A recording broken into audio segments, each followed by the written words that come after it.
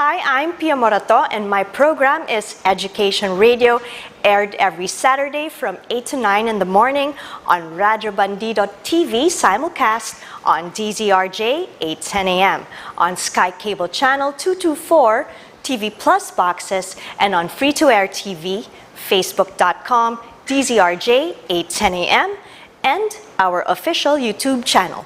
Don't forget to watch Education Radio every Saturday, where we take the streets into the classroom and the classroom to the streets.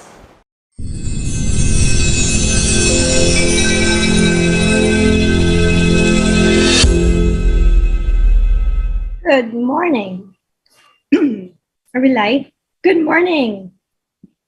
Good morning, Manila.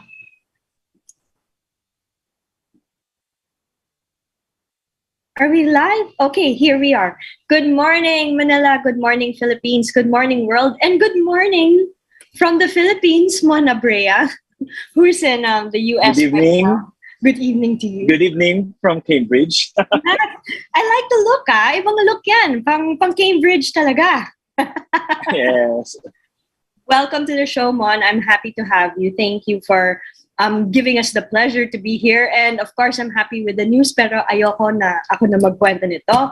But we recently had the State of the Nation address, and you're one of the first people that, we were in text with. I was in text with, diba? In terms of taxes. So first, let me hear what you have to say about it. The president really got a standing ovation. Isa na rin yata ako sa mga natuwa, sa mga narinig ko sa sinabi niya, right? And he is really determined to have, a sound fiscal policy, right? To boost the Philippine economy. So your thoughts first on this, Mon? Of course, not setting aside the priority given to education. That's why I know you're very That's why we're here. I'm very happy. Diba? And especially led by our Vice President. Yes. Yes, right? and especially led by our Vice President, yes. Sara Duterte. And I know really you're very happy. But also, as a tax advocate, yes, as a tax advocate, I'm also happy that he is pushing for the two pending packages that was part of the comprehensive tax reform program of the previous administration, President Duterte. So we're talking about package 3 and package 4, which he mentioned among the list of priority bills which he wants the Congress to legislate immediately. And that is in relation to real estate valuation, yung mga nagkakaproblema po when it comes to buying or selling properties, arbitrary valuation sa local, sa BIR. So that's package 3. And package 4 to really encourage us not just to save but to invest. So this is actually standardizing the final tax on passive income. Ano po ibig sabihin nun? If you have savings account, right now, the final tax is 20%.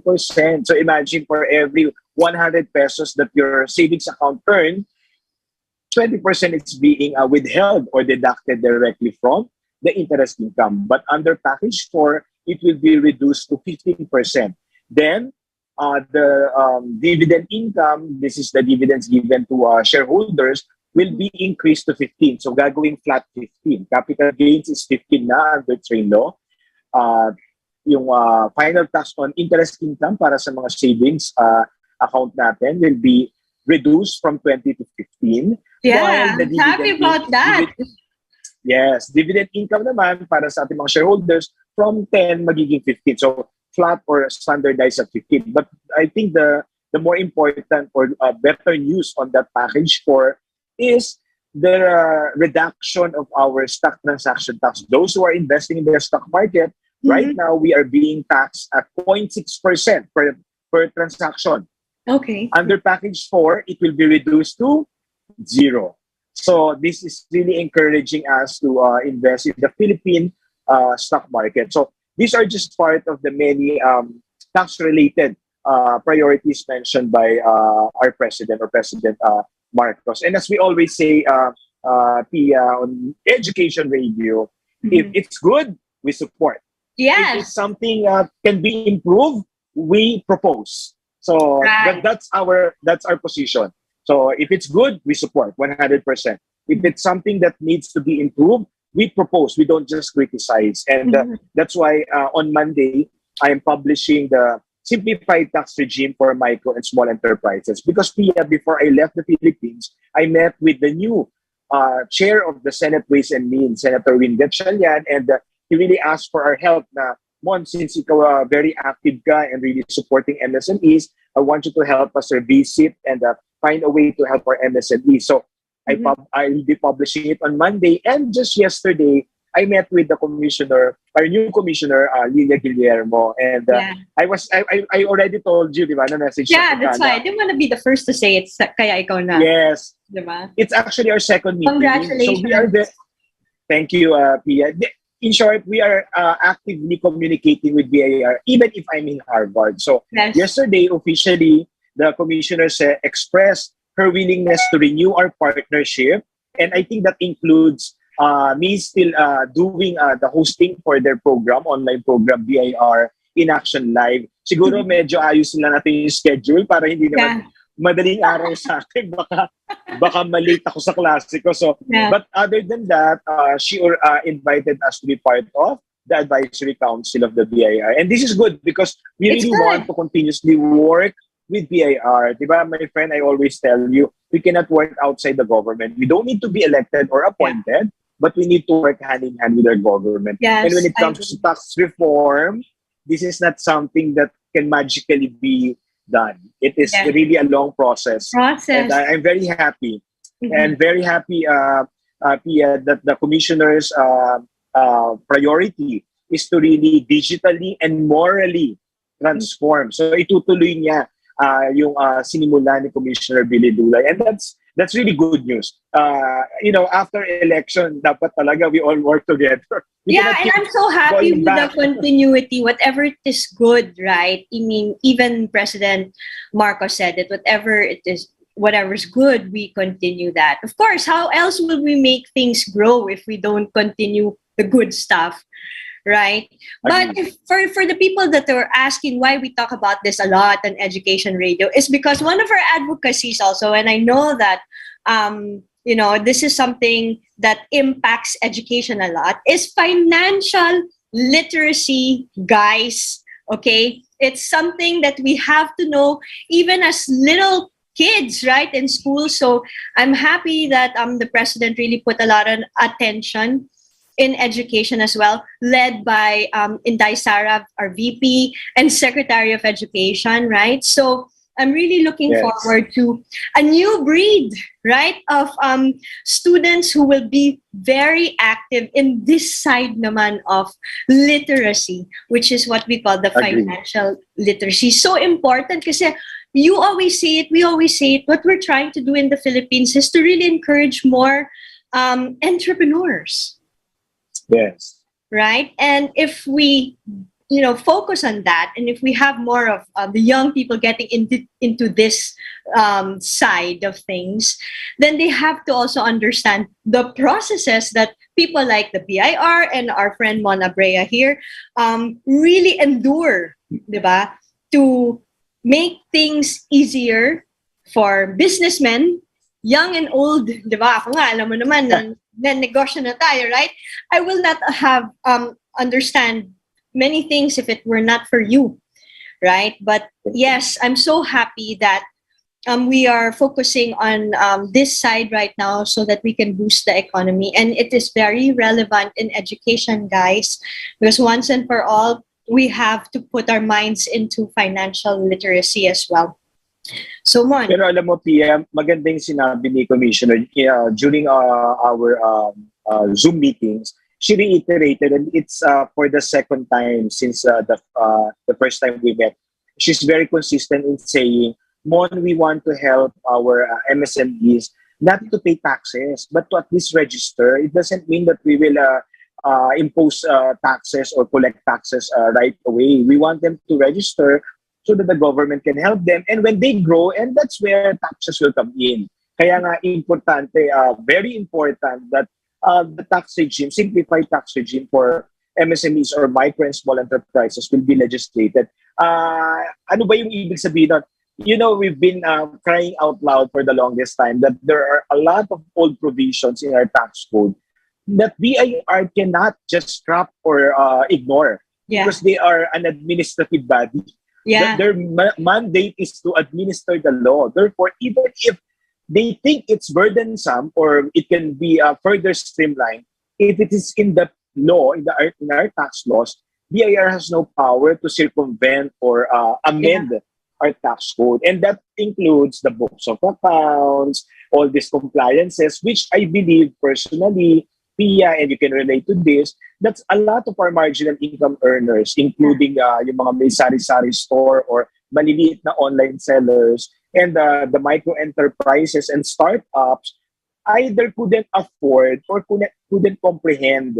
And they are in the verge of either making it big or shutting down the business. So kung magiging sagabal or taxes will really be not just a burden, but a bottleneck or a hurdle for them to succeed, I think the commissioner is right. Yeah. We need to help them first. We don't need to scare them. They don't need to be afraid of BIR. And I think that's the consistent message that we keep saying here on Education Radio. Education is not just key. It will empower us. It will make us not just competent, but compliant, that we can avoid all the unnecessary penalties and compromises that is in a way part of the horror stories na minana natin from the previous generation. Yeah, it's also a feeling of security, but how can you feel secure if you don't know your stuff, diba? If you don't know the ins and outs of things? So we really have to educate ourselves. And I like that we're talking so much about MSMEs because, again, you said in your post, right, before we started this show, we're talking about a simplified tax regime for micro and small enterprises. And you're saying that this is the key. It is the key to broaden the taxpayer base. You explained that earlier, right? And increase the voluntary compliance without the compromises. When you hear this, the compromises part is the one that, kind of is so inviting, diba? Kasi when we think about BIR, Mon, we always say this. We think about the penalties and all the bad things. Unless we educate ourselves, we don't look at the good side, which is naman the compliance. The honest part of being a voluntary good taxpayer, right? That's something actually that actually Pia, nakakatuwa din si Commissioner. Because when she got appointed, I sent her like what I gave you. Yes. Yes. Thank you for that. Thank you, Mon. Thank you. You know what she said? Sabi niya, Mon, I think you should publish another book for the online sellers and influencers so that they don't get afraid. Tapos sabi ko, Commissioner, actually make chapter siya dito, but I will listen to your advice. The next book that I'll publish for next year is exclusive sa ating mga e-commerce or yung nasa digital economy. Sabi niya, yan, tama yan. We need to really educate them. And they're very much aligned. Kaya I think your next guest should be Commissioner. Yes, let's have her. I'm so happy she will you're working with her. She'll definitely be giving so much hope, inspiration, and hope for our MSMEs na BIR is not after you. It's just that to broaden our taxpayer base, to know who should be paying or who should not be paying, we should be registered. So unless we are part of the base, BIR will always wonder, why are they not paying? Yeah. Who are they? Where are they? But if I am a marginal income earner or micro enterprise, small income earner, not taxable, or ano lang yan, fixed tax lang yan. So BIR will not even audit us, diba? And that's part of our proposal. If you are a marginal income earner, there's a regulation issued by BIR that you are actually exempted from all the compliances and the payment of taxes. However, the threshold is only 100,000 pesos because that was like 20 years ago, 2 decades ago. So we need to revise that so that it will be more realistic for sari-sari store, online sellers. Marginal income earner ako, wala muna akong babayaran. Pero mag-register na ako. Yeah. So they can also have their tax return. Pero zero payment, no payment. So now they can go to the banks, they can have their credibility, their loans, their visa application. O may sales siya pero less than 1 million. Okay, tax-free pa yan. Yeah. Imagine if 1 million to 10 million of this marginal income earners, yung mga underground na takot sa BIR, will all register. Out of the 110 million population, Pia, we would be able to identify who are OFWs, who are marginal income earners, who are micro-entrepreneurs, who are startups. Okay, puro kayo wala mo ng tax or maliit lang. Then, who are the small enterprises? Okay, medyo may tax na kayo. Pwede tayo mag-flat 10% para wala na kayong jahe. Just pay flat 10%. Then, if you are large, okay, we need you to help our country because you're the one making more income. And right now, we know that as a matter of fact, that more than 60% of our total tax collections are coming from large taxpayers. Imagine from 3,000 Pia, if the commissioner can focus on doubling, increasing the number of large taxpayers, baka talaga pati empleyado pwede natin i-exempt. Again, this is not a wishful thinking. The commissioner is data-driven. So we need to get all this data. Help the commissioner know where she can exactly raise more revenues. Hindi na pwede yung mga siktok sa buwan o kung ano tax, new taxes yung ipopropose tapos hindi naman makokolekta. Yeah, that's the best actually. So tell me something, what's the fear ba, Mon? Like when it comes to e-commerce and you're going to start another, let's say, chapter for them exclusively, I guess. But what's the fear for the online people? Well, number one, Pia, they are not really they are not really educated or properly informed that they need to register. But they saw it on the news. I mean, they were like attacked that because we started making income during pandemic, BIR is after us. But that wasn't the message of BIR. But that's how they got it. Received it, that BIR, they receive it as if BIR is after them. So medyo mali na may miscommunication na kagad.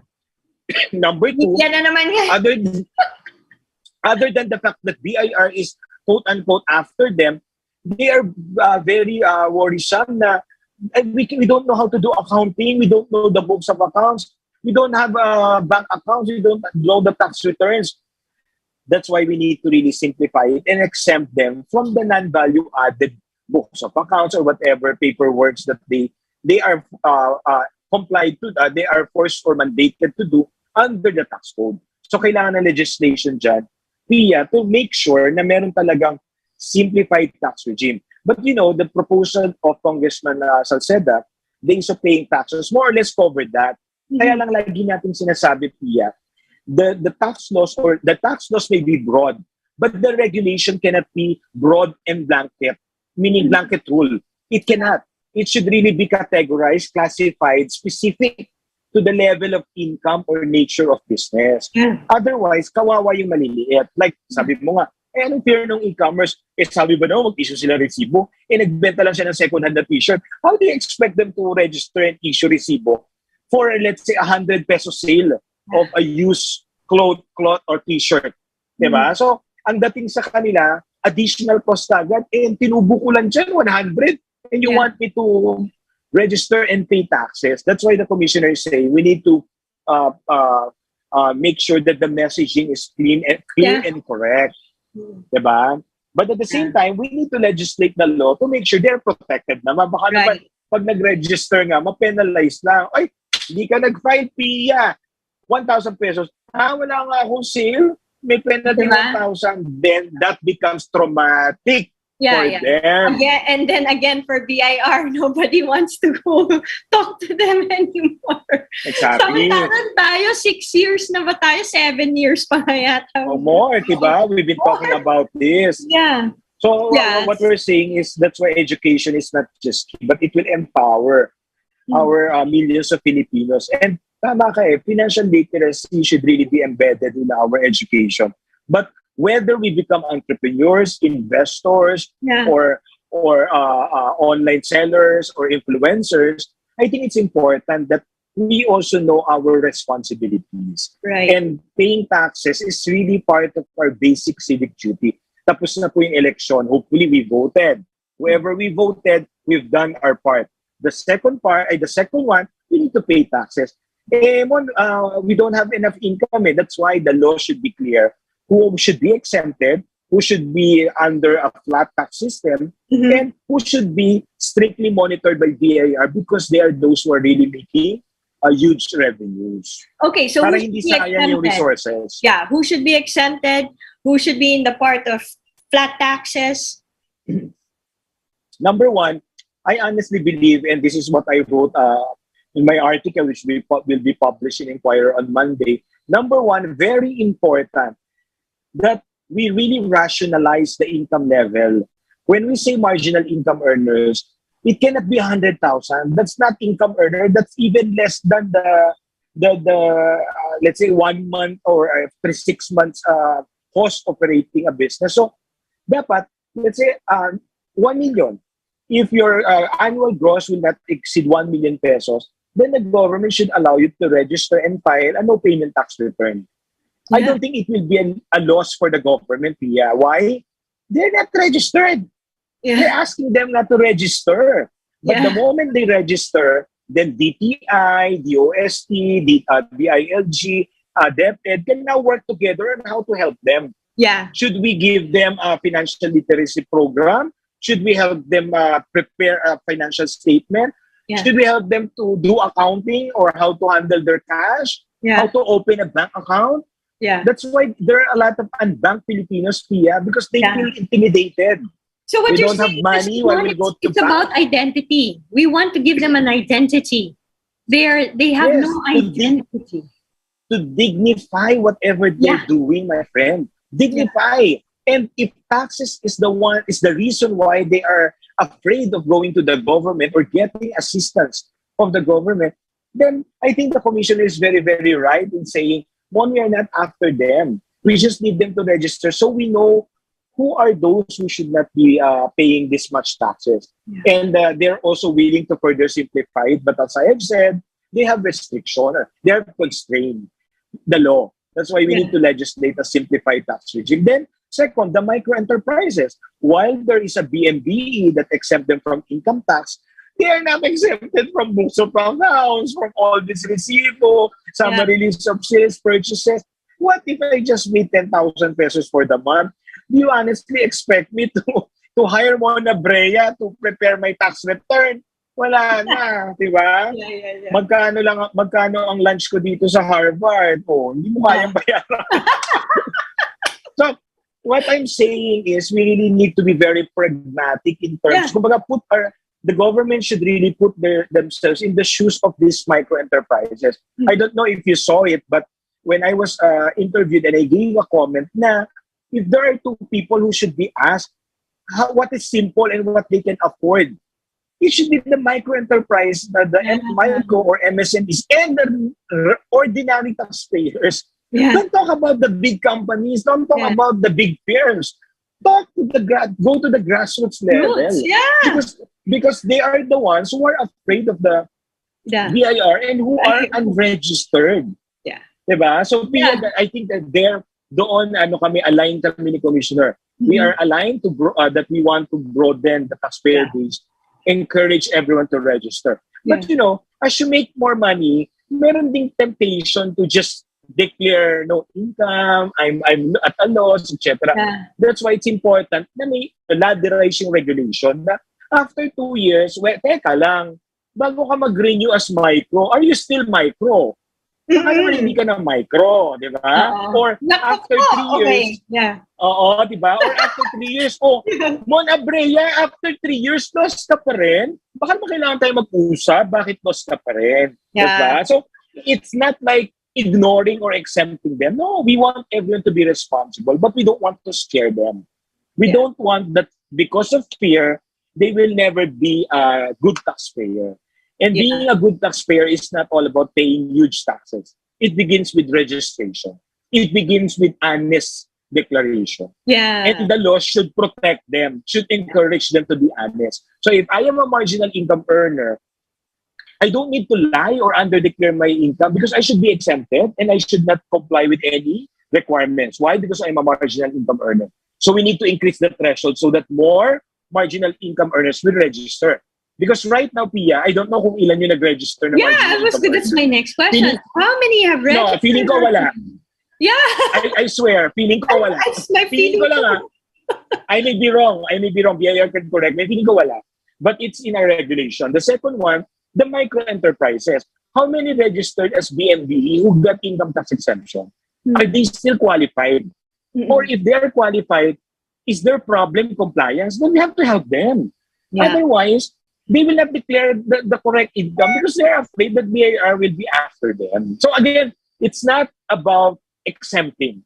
Yeah. It's really allowing them to grow. And in that regard, I honestly think we are very much aligned with our new commissioner. That's why when she said that you can help us, no, ma, we will really help you. Well, that's why we reached out to you, and we are very happy that you're very, very willing to really work with us. And I mean, at the end of the day, we need to see that our collection is increasing without overburdening our taxpayers. Right. Then the flat tax system, Pia, the idea there is, ako naman, ito ay aking proposal, pwede namang pag-aralan, and sabi ko nga sa office ng Senator Gatchalian, I'm willing to attend the hearing. Huwag lang ni araw, baka po tulog na ako, ba hindi pa ako nakapagsalita.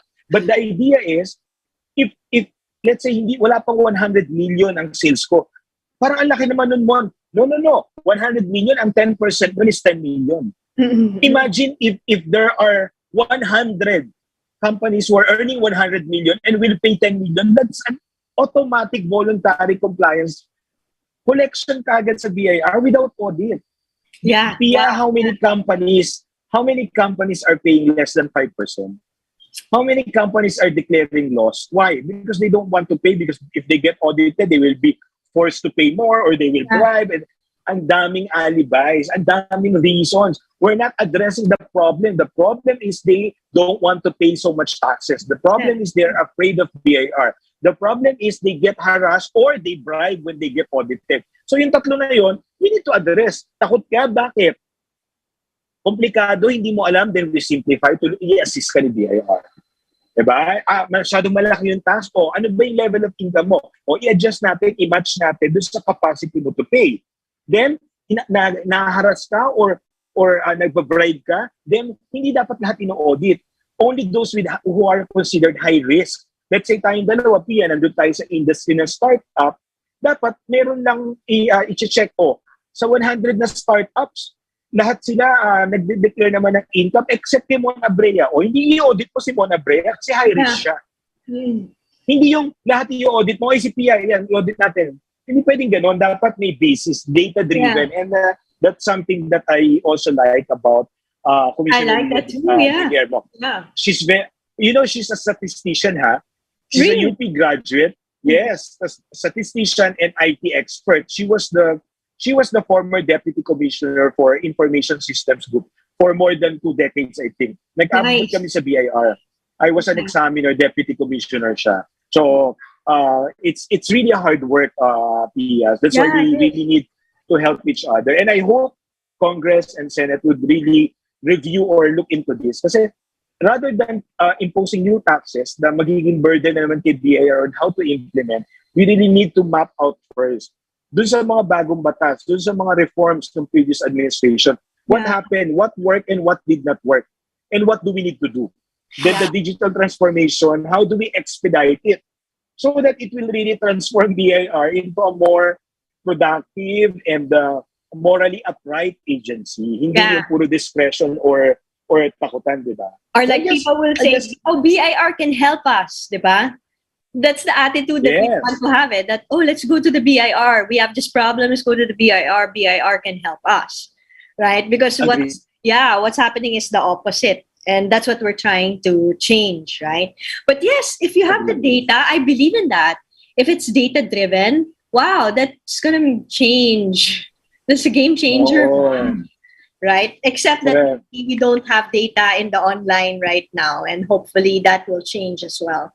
But what about like in terms of the create law, right? Because even President Marcos mentioned that one, we should be an investment destination, right?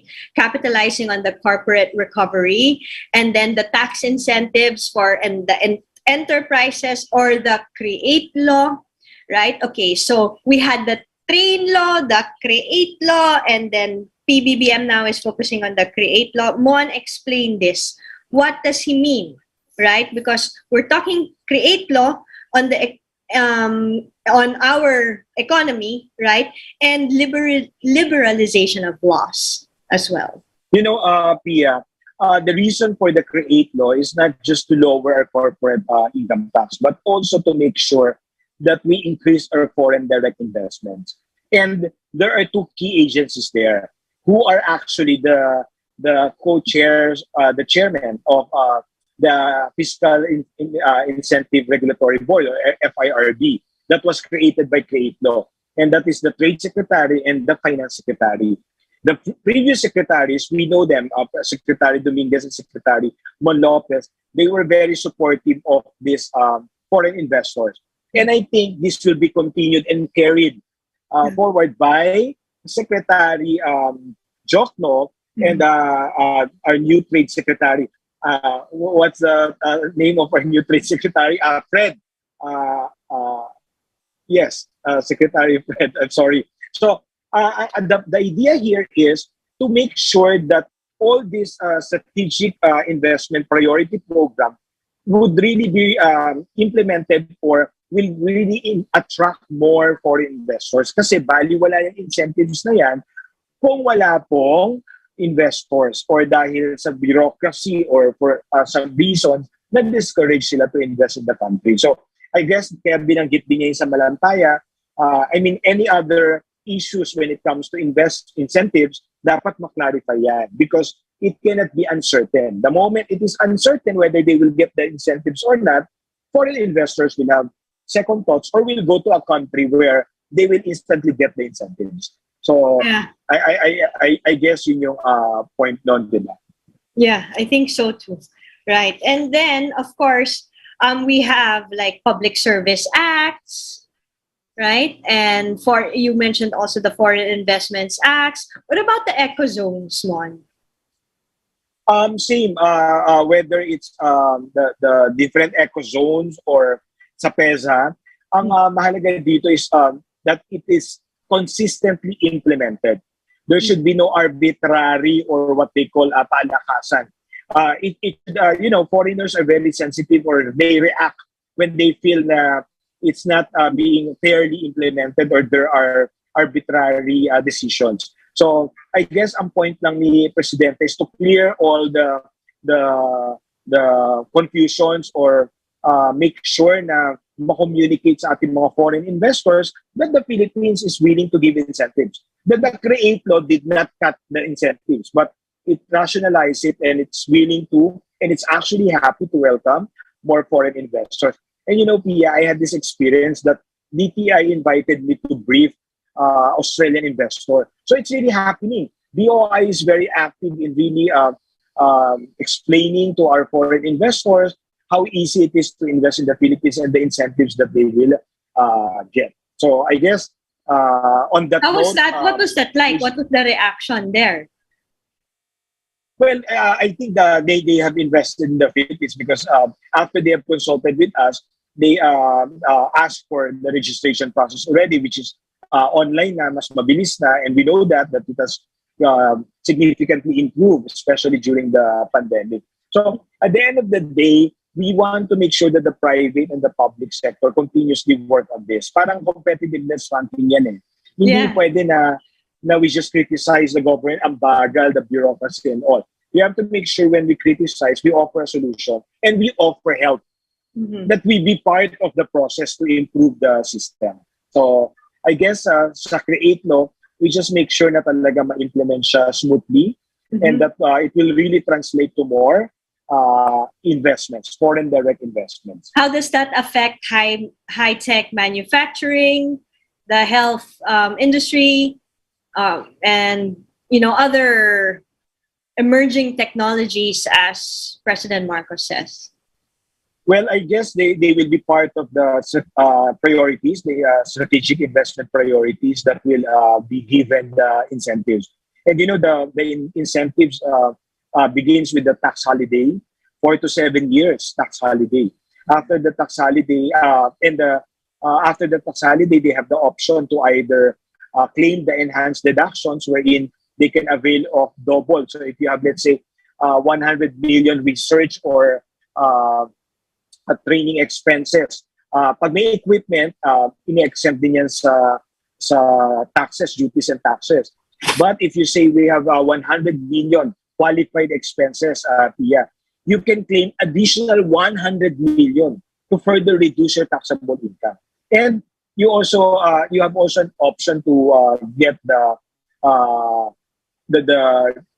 lower corporate income tax. So in short, it allows the foreign investors to recover their investments. Yeah. While the government is offering you opportunity to invest in the Philippines, it's also allowing you to recover your investment and ultimately to earn. Then of course, then the government can collect taxes later on.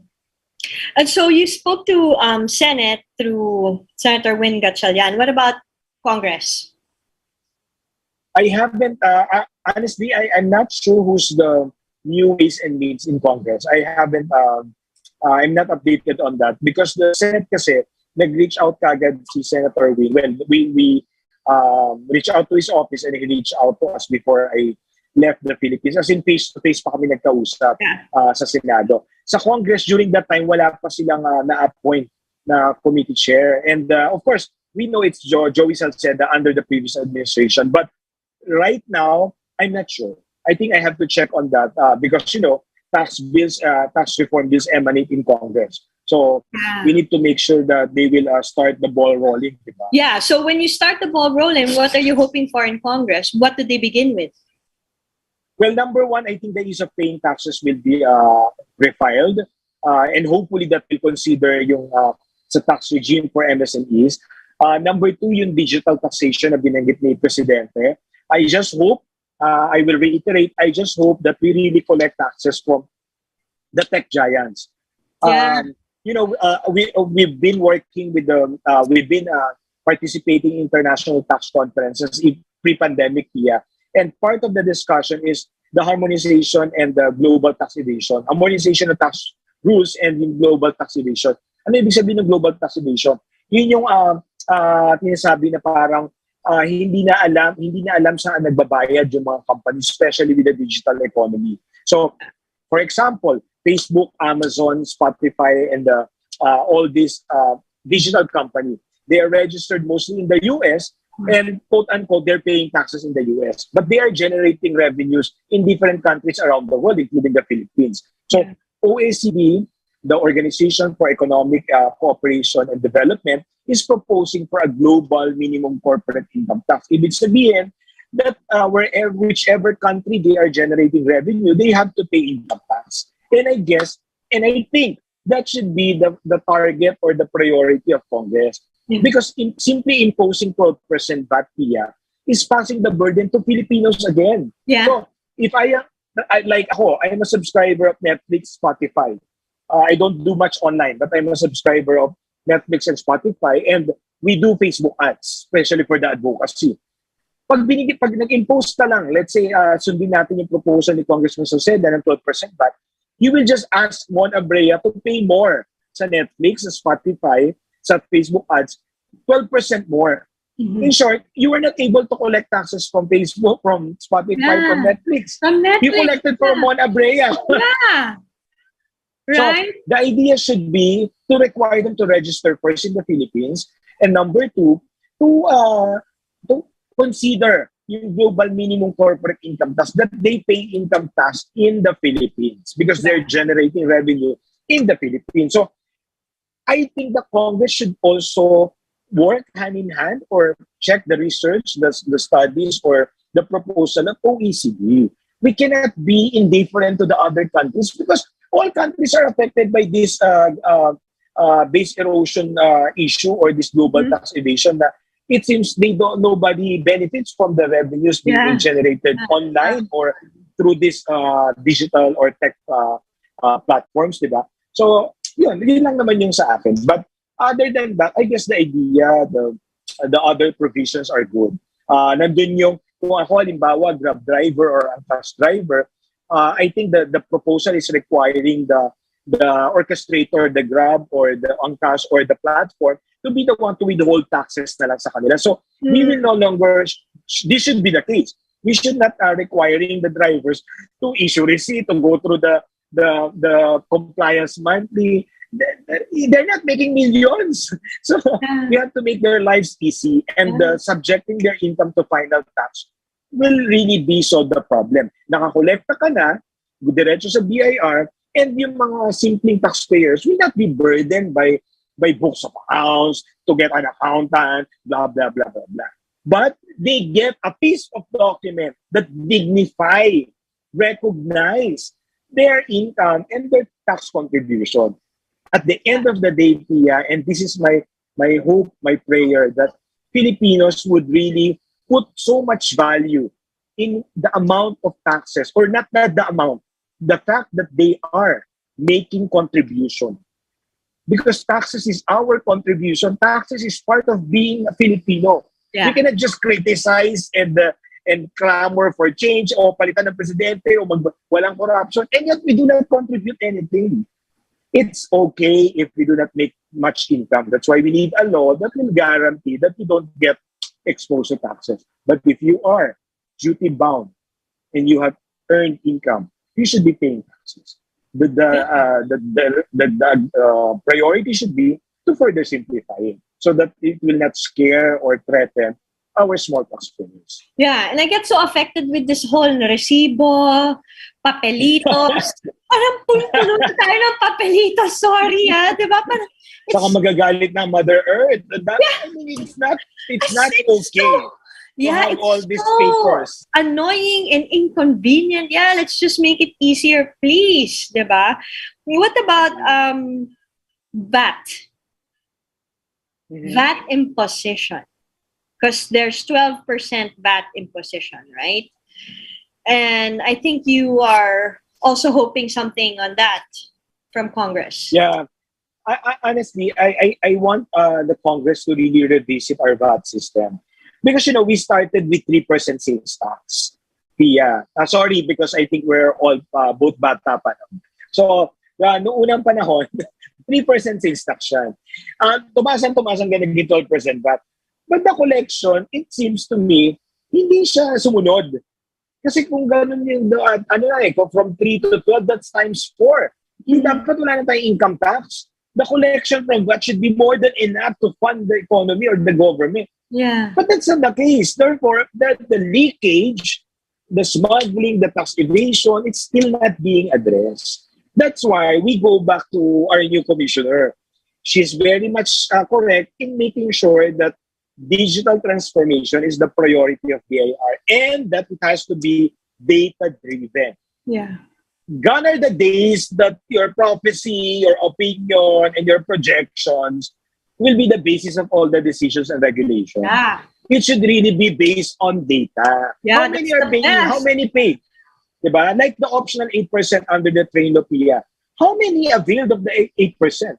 I personally availed of the 8%. But how many availed the 8%?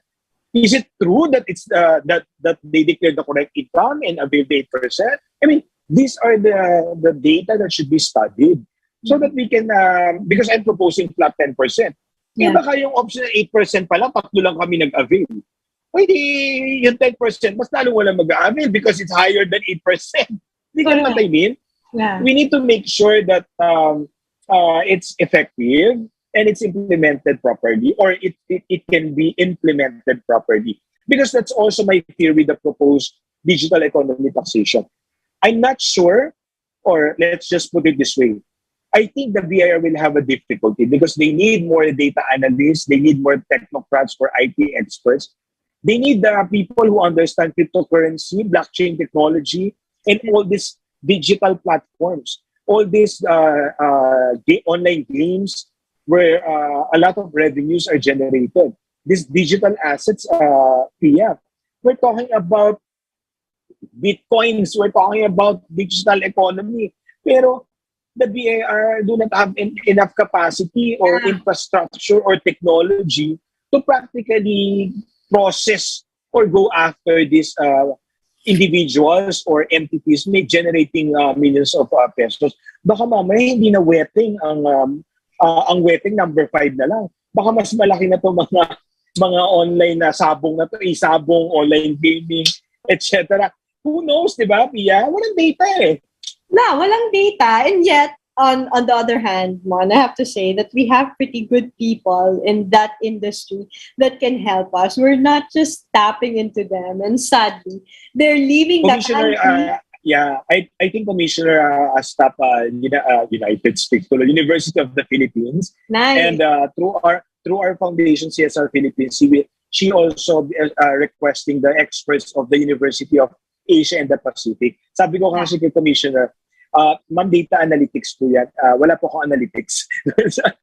ano tayo. So, it's important that we tap the experts. We're so good at that.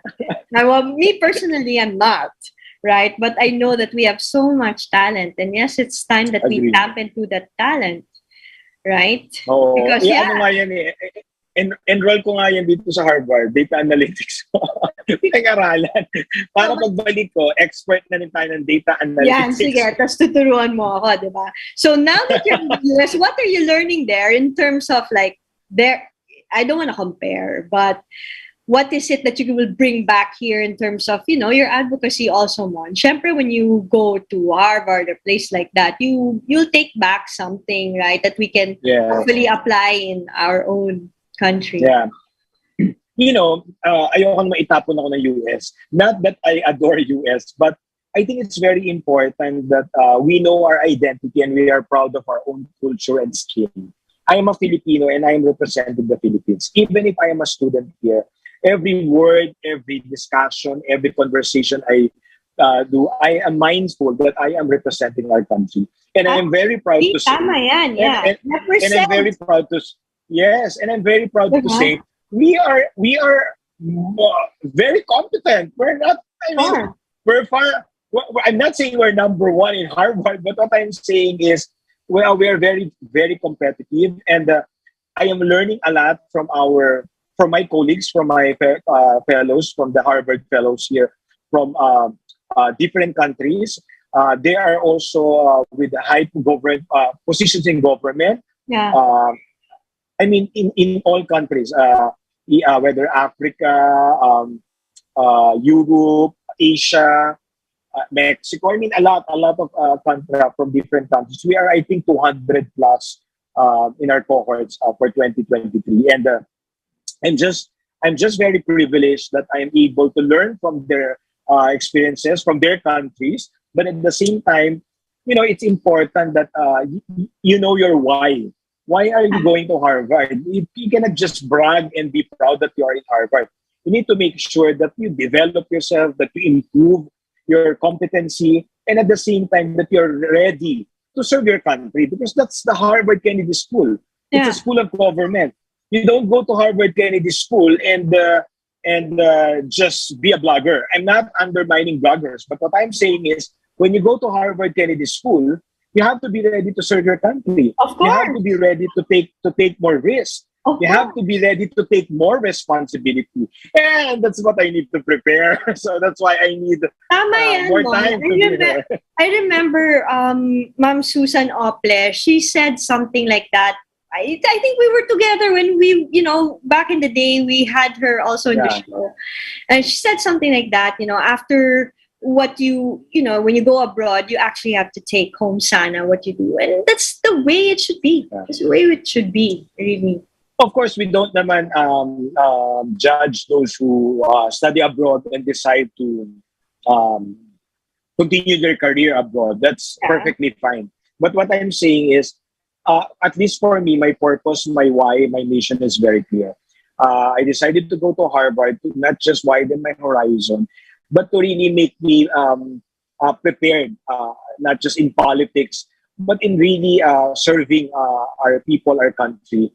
By being part of the government in the future. I'm not saying tomorrow, but it's something that we need to be prepared of. Hindi naman maganda, Pia, na pabibo ka lang, tapos pagdating doon, pag na-appoint ka or na-elect ka, hindi mo alam yung gagawin mo. Because the millions of Filipinos actually are depending or relying on our government. So I hope I can really be part of that positive change, to be a catalyst of change, and to be Well, a good me, example I'm to our one of your kababayan. biggest fans, so I always say, dapat, di ba?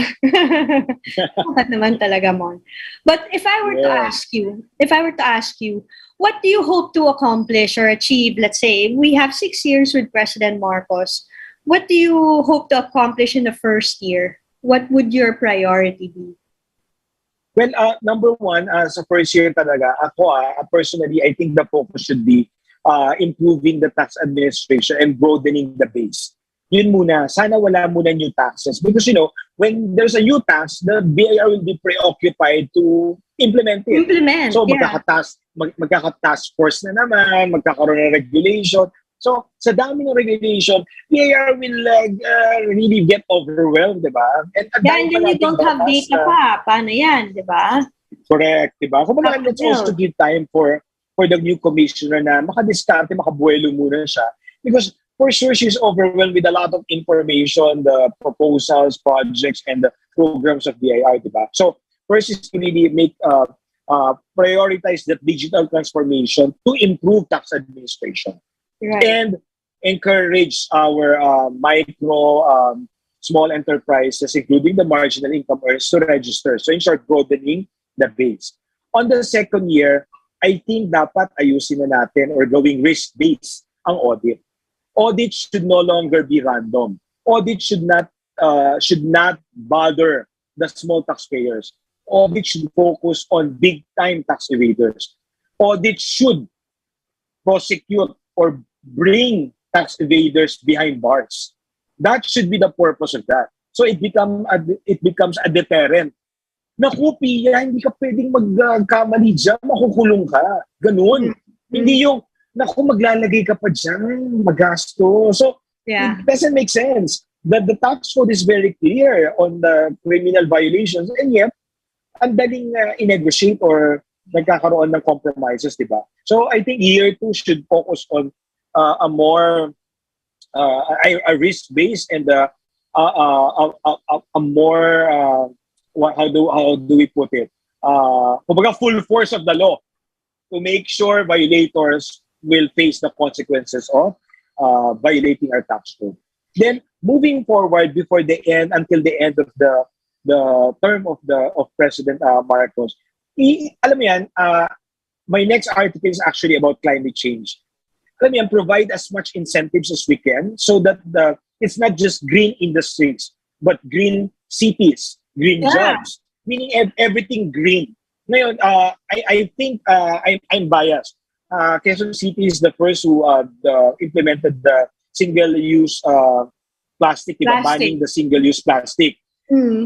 But if we impose a single-use plastic tax, which is now in Congress, that's what they want to propose, it's like contradictory.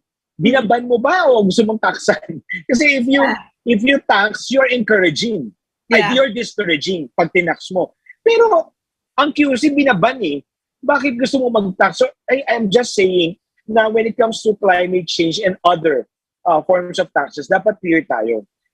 Are we against it? Or we want to stop it, or we just want to discourage it? Kasi if we want to collect from it, then we want to continue it. We just want a portion or a part dun sa paggamit nila, di ba?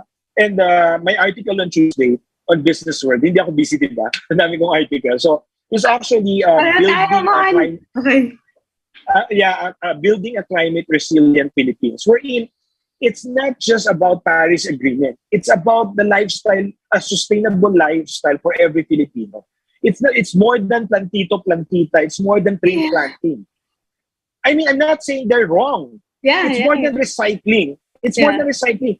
You know, here in Cambridge, umaabot yata kami ng 100 sa sobrang init. Heat waves talaga. Yeah, heat waves. I got sick in the second week. Sabi ko, matindi pa sa summer ng Pilipinas ang summer dito. Yeah. And in a few weeks, winter na, alam mo yun? I think my body cells will get confused sa change ng weather. So, this is climate change. And if we don't address it, if we don't really come up with mechanisms, policies, and legislation, then we might end up wasting everything that we have worked hard for. Especially the Philippines, di ba? We are prone to all these disasters, whether natural or man-made. I mean, ang Japan, pagka nag-earthquake, Pia, parang nag-suspend lang ng klase, bukas may pasok na ulit. Oo. Nabutas yung daan. Diba? Nabutas yung daan. Bukas pwede ka na ulit dumaan. So, I remember when I was in Tokyo, at nag-earthquake na sa grocery ako, everyone was still doing their grocery. Ako lang yung, wait! Because it's normal to them. They made their buildings. Hindi ko alam, may gulong ba sa ilalim yun at parang sumayaw lang yung and the people, the locals are very much safe. They feel safe na whatever happens, the government or they are ready, diba? So, I guess yung ganon, meaning future driven and future centric na that the president will leave a better Philippines, diba? Alam mo, we always say na of course, politically, they always say, move on na, move on na. We have to learn from the past. We cannot just blindly move on. But at the same time, we cannot move on without a clear vision, without a clear direction. Otherwise, maumpog ka dyan, move on, move on. Maumpog ka, madadapa ka. We have to make sure that we have learned. And this is beyond being Harvard educated. It's being morally and socially responsible. This is no longer just about individual concerns. Every Filipino should take care of our country. Yes. And it should go beyond politics. It should go beyond politics. I would love to with love for country. I would love to meet our president, to meet our vice president in Sara. Why? Because they are our leaders now. We need to give all our support, our respect and support. But it doesn't mean we will stop believing on what we believe in. Diba? If we need to be on the other side, if we need to criticize, let's do that. But let's do it in a decent way. Yes. Let's do it in a way that we will all be productive. Yeah. So, sa akin, sana bago matapos yung term niya, siguro, not to be very political, ma-resolve na rin yung issue ng Marcos family. Because I don't think it's good that it will continue to linger. Alam mo yun, everyone, even here in Harvard, they all ask me about it. The ill-gotten wealth, the estate tax. Oh, we saw your interview kasi, I don't want to answer anymore. Diba? Parang, malay mo, pagbalik mo, ikaw nang kakausapin. Diba? Commissioner ka na eh. Kinakausap ka na ng commissioner, diba? Malay mo, ikaw nang kakausapin pagkatapos. Ako pala mangungulekta. but seriously, I hope, especially those who are listening to us, we cannot wait. We cannot always wait for a new hero to arise, a new president to be elected. Every waking up in the morning should be an opportunity for us to not just improve ourselves, but to love our country a little more. Now that I am not in the Philippines, the more that I realize I love our country so much. Because in my mind, in everything I do, I think of our country. Every time that I talk to my mom, I always tell her of the big things that I am planning to do after and the learnings that I am getting here. And this is already our final week for the summer. Ang bilis. But rather than just thinking about getting good grades or being competitive, I think of how can I better serve our country? Yeah. How do I use this, like the climate change? Yeah, I just learned it here, how serious it is. Natawa nga ako, sabi ko, we're talking about climate change, pero ang US ang number 1 or number 2 sa carbon footprint, diba? China and US nagko-compete sila and Russia. So, parang I think it's high time that we also see ourselves as citizens of the world. Yeah. We cannot just be indifferent to what's happening in Ukraine. The vice mayor of Kiev, Ukraine, is my classmate. We cannot be indifferent. It's not like we want to sacrifice our own economy, but we need to make sure that everything that we do is out of love, out of concern for humankind. That's the only humankind. And education should not just be on paper. Education be on our day-to-day, the way we deal with each other and in everything we do. So and that's why we say here, we take the streets into the classroom and the classroom to the streets. Diba? Thank you, Mona. I'll see you again soon. We're always in touch naman. Till the next time, enjoy. And I can't wait to see you come back and help our country again. Maraming salamat po. Enjoy. Thank you so much. This has been another episode of Education Radio. Hasta luego, everyone. Bye, Mon.